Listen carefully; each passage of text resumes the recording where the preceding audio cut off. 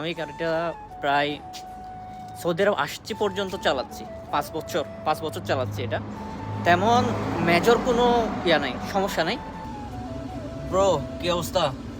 আজকে যাচ্ছে গাড়ি পুরানটা নিয়ে, এই যে পুরান গাড়ি এটা নিয়ে, এটাকে ধুবে, ক্লিন করবে, মাকসালাই থেকে ক্লিন করবে, ক্লিন করে ভিতর বাইরে পুরাটা ক্লিন করে এটারে ছবি ওটাই আমাদের দেশে যেরকম বিক্রয়.com আছে, এখানেও সেলসের জন্য কিছু প্রুফ অ্যাপস আছে, ওখানে তারা আপলোড করবে।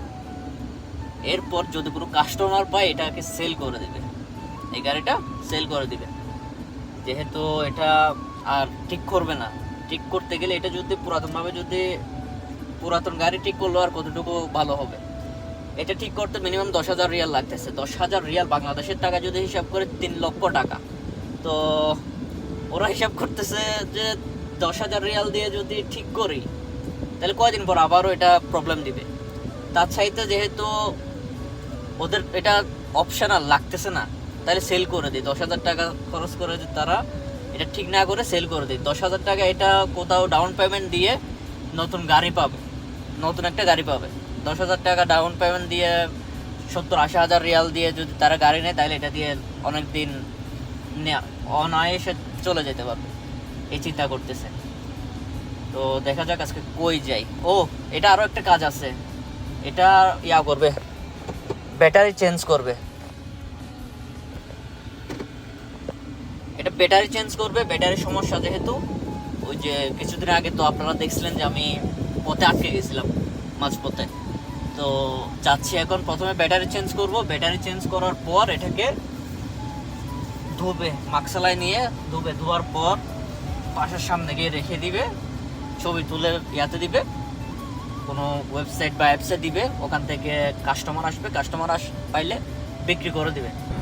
চলে আগে আগে আমি তাহার পিছে রে, এই যে কফিলের গাড়ি, কফিল যাচ্ছে আগে আগে, আমি যাচ্ছি তার পিছে পিছে। এখন যাচ্ছি ব্যাটারি চেঞ্জ করার জন্য। তো চলে, নতুন একটা কিনে পুরাতনটা তার গাড়িতে রেখে দিচ্ছে। এটা চলে আসছে ব্যাটারির দোকানে, এটা একটা ব্যাটারির দোকান। এরপর নতুনটা লাগানো হচ্ছে।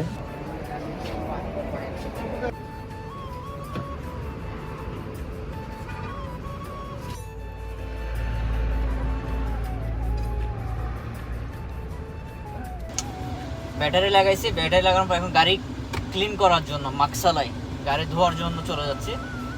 গাড়ি ধোয়ার জন্য, গাড়ি ধুইতে হয়তো বা সময় লাগবে, আজকে রেখেও দিতে পারে, যেহেতু এটা বাইরে ভিতরে পুরোটাই যেহেতু ক্লিন করবে, হয়তো বা আজকে রেখে দিবে।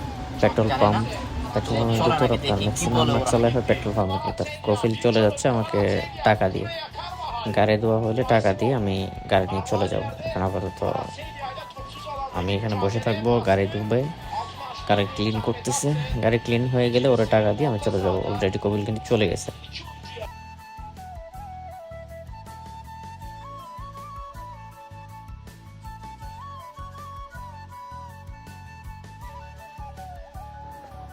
সো ব্রো, মোটামুটি সব কাজ শেষ।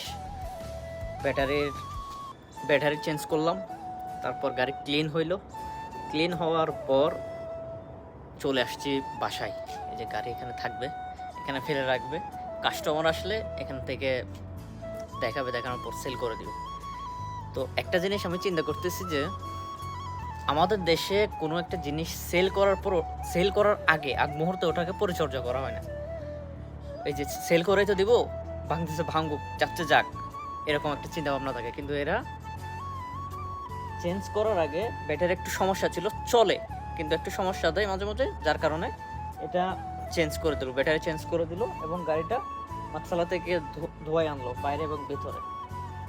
গাড়িটার কন্ডিশন মোটামুটি ভালো। আমি গাড়িটা প্রায় সৌদি আরব আসছি পর্যন্ত চালাচ্ছি, 5 বছর চালাচ্ছি। এটা তেমন মেজর কোনো নাই, সমস্যা নাই। গাড়ির সমস্যা হচ্ছে যে শুধুমাত্র ব্রেকে একটু সমস্যা করে। এটা নতুন ব্রেক চেঞ্জ করলেও কিছুটা সমস্যা, বেশি দিন থাকে না। কিছুটা বলতে বেশি দিন থাকে না, ধরেন 4 মাস 5 মাস, এর ভিতরে ব্রেক আবার চেঞ্জ করা লাগে। এই একটা মেজর সমস্যা হচ্ছে এটা, এছাড়া আর কোনো মেজর কোনো সমস্যা নেই, টুকটাক ওগুলা। তো এই হলো যে অবস্থা, এখানে ফেলে রাখবো, এখন থাকবে এখানে, কাস্টমার পাইলে সেল করে দেবে। তো টাটা, বাই বাই।